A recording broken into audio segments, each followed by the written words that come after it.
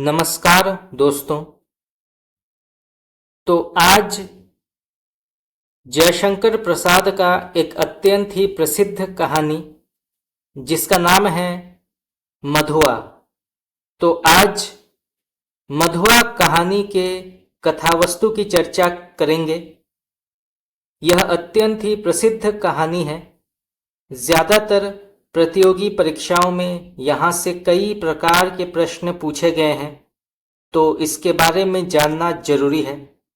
तो आज इस कहानी के कथावस्तु की चर्चा करेंगे, परंतु अगर आप चाहते हैं कि इस कहानी का संपूर्ण पाठ मैं आपको पढ़ाऊं तो आप मुझे कमेंट करके बता सकते हैं।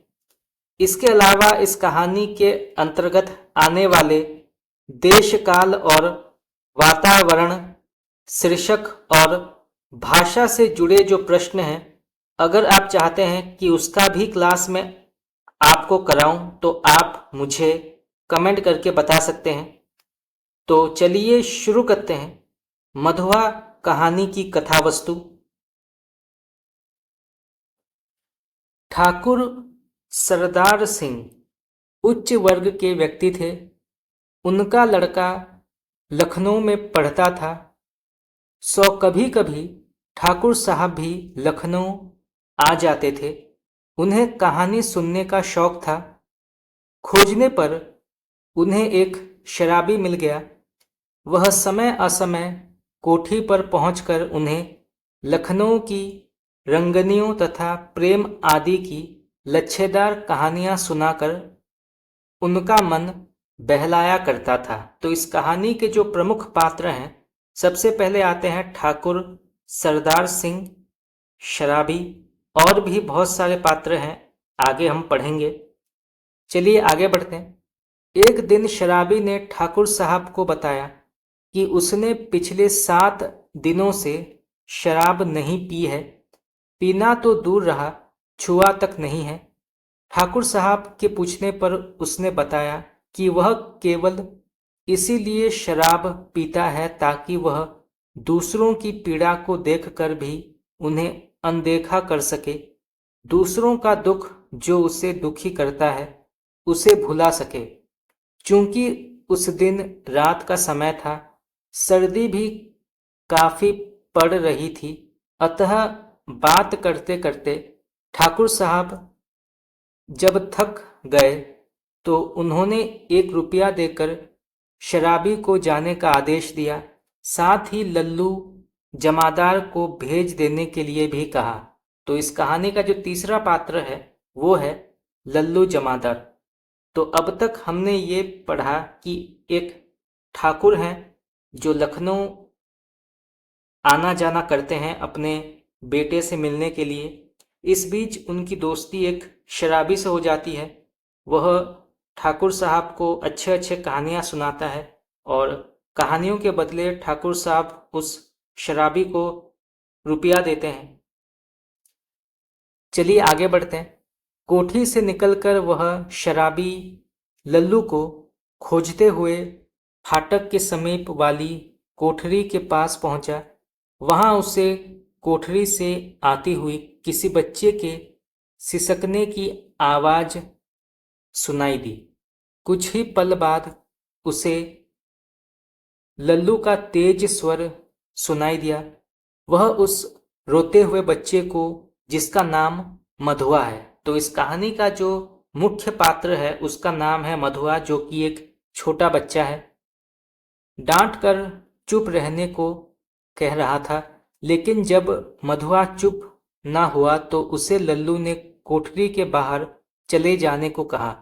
कुछ ही पलों में शराबी ने देखा, गोरे रंग का एक भयभीत बालक सहमा हुआ कोठरी से बाहर निकल रहा था। यही मधुआ था। तो उसने जब लल्लू को, उस बच्चे को डांटते हुए सुना, और जब वह बच्चा शांत नहीं होता है तो लल्लू उसे कोठरी से बाहर जाने का आदेश देता है, और तब पहली बार शराबी मधुआ को देखता है। चलिए आगे बढ़ते हैं।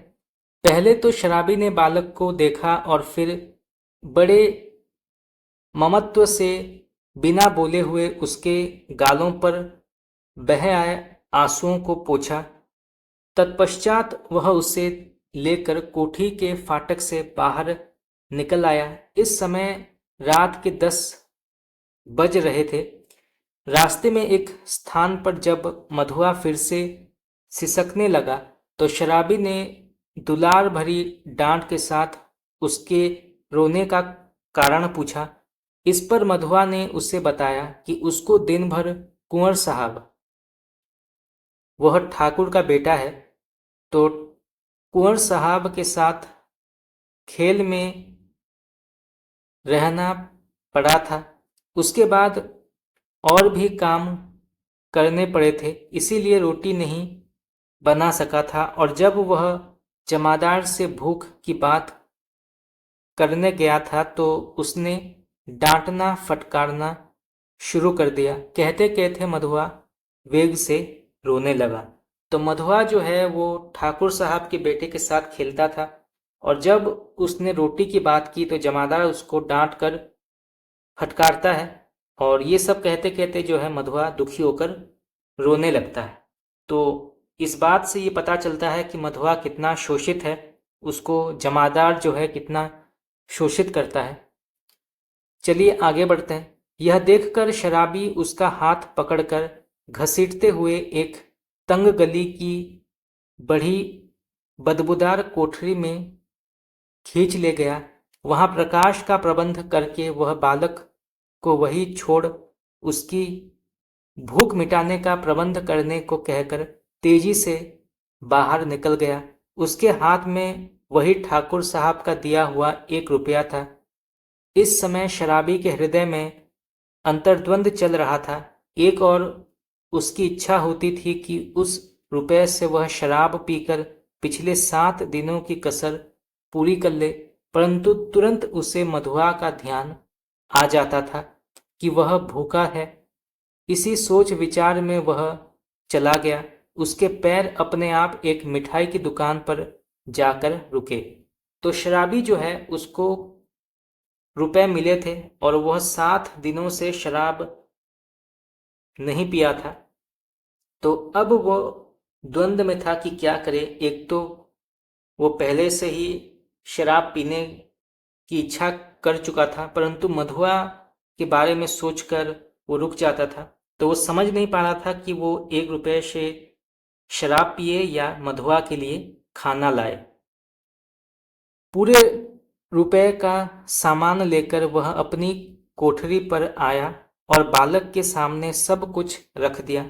खाने का सामान देखकर मधुआ मुस्कुराने लगा था। दोनों ने साथ बैठकर खाया और वहीं लेटे रहे। मधुआ को ओढ़ने के लिए शराबी ने अपना पुराना ओवरकोट दे दिया और स्वयं कंबल ओढ़कर लेट गया। मन ही मन वह सोचने लगा कि अब तो उसे मधुआ के जीवन को चलाने के लिए कुछ ना कुछ करना पड़ेगा। लेकिन अंत में उसने निष्कर्ष निकाला कि सवेरा होते ही वह मधुआ को यहाँ से भगा देगा। तो मधुआ के बारे में सोचकर पहली बार शराबी को एहसास होता है कि मधुआ के लिए उसको कुछ ना कुछ काम करना पड़ेगा, परंतु अगले ही पल वो यह भी सोचता है कि सुबह होते ही जो है वो मधुआ को निकाल देगा। तो बहुत ही द्वंद्व में शराबी था। चलिए आगे बढ़ते हैं। यह सोचते हुए वह सो गया। प्रातःकाल हुआ। शराबी ने उसे मधुर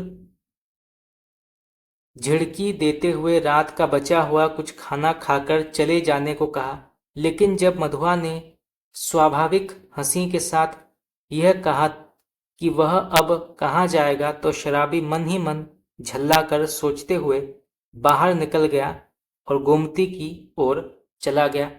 गोमती के किनारे पर पहुंचकर उसने हाथ मुंह धोए और वहीं बैठ गया। अब तक धूप भी निकल आई थी। वह वहीं बैठा चुपचाप नदी की धारा देख रहा था। तभी उसे किसी के पुकारने की आवाज सुनाई दी। पहले तो वह उस व्यक्ति को पहचान ही ना सका। बाद में उसे याद आया कि उस व्यक्ति का नाम रामजी है। तो जो एक और पात्र है इस कहानी का उसका नाम है रामजी। आप इसको नोट कर सकते हैं, ये कई बार परीक्षा में पूछा गया है। तो जब मधुआ को समझाने पर भी मधुआ शराबी को छोड़ता नहीं है तो झल्ला कर शराबी जो है वो गोमती नदी के किनारे आ जाता है और उसके पास उसने सान धरने की कल अर्थात वह मशीन जिसे चाकू या कैंची आदि की धार तेज की जाती है और पैरों से चलाते हैं, कई वर्ष पूर्व रख दी थी। राम जी ने उसे उल्हाना देते हुए कहा कि वह उस कल को उसकी कोठरी से उठा ले जाए। यह सुनकर शराबी ने खूब सब कुछ याद आ गया। वहां से वह अपनी कोठरी पर आया, देखा बालक चुपचाप वहां बैठा था। उसने शराबी के लिए कुछ जलपान का सामान अपने में से बचाकर रख छोड़ा था और स्वयं जलपान कर चुका था, सो वह चुपचाप जलपान करने बैठ गया। लेकिन इस समय भी वह भविष्य के बारे में सोच रहा था। जलपान करने के उपरांत उसने मधुआ से भविष्य के बारे में बात की। मधुआ की बातों से उसे जब यह मालूम हुआ कि मधुआ के माता पिता नहीं है, न कोई घर है और न वह ठाकुर की नौकरी अब करना चाहता है, तो वह मधुआ तथा कल को साथ लेकर काम ढूंढते निकल पड़ा। तो आखिरकार एक बच्चे के लिए जो है शराबी सुधर जाता है और काम करने के लिए तत्पर होता है। तो इस कहानी के माध्यम से लेखक यह कहना चाहते हैं कि कर्म करते हुए मनुष्य निरंतर बेहतर होता जाता है। मधुआ के आने से शराबी व्यक्ति का जीवन और चरित्र पूर्णतः बदल जाता है। लेखक ने इस कहानी के माध्यम से यह स्पष्ट किया है कि जब तक मनुष्य अकेला रहता है तब तक वह कुछ करना नहीं चाहता, लेकिन जब उसे जिम्मेदारी का भार आकर पड़ता है तो वह कुछ काम करने की सोचता है। शराबी ठाकुर साहब को कहानी सुनाकर जो पैसे मिल जाते उनकी शराब पी लेता था, सुबह देर तक सोता रहता था और कोई काम नहीं करता था। जब उसकी मुलाकात मधुआ नाम के बालक से हुई तो उसने शराब पीना भी कम कर दिया और काम करना शुरू कर दिया। उसने काम करने का विचार कैसे किया यह शराबी के विचार के अनुसार पता चलता है। तो दोस्तों आज के लिए इतना ही। आज हमने मधुआ कहानी के महत्वपूर्ण कथावस्तु की चर्चा की। इसका हमने विस्तार से विवरण किया। तो आज के लिए इतना ही। अगर आप लोगों को मेरा क्लास पसंद आया तो आप मुझे कमेंट करके बता सकते हैं। आपका बहुत बहुत धन्यवाद।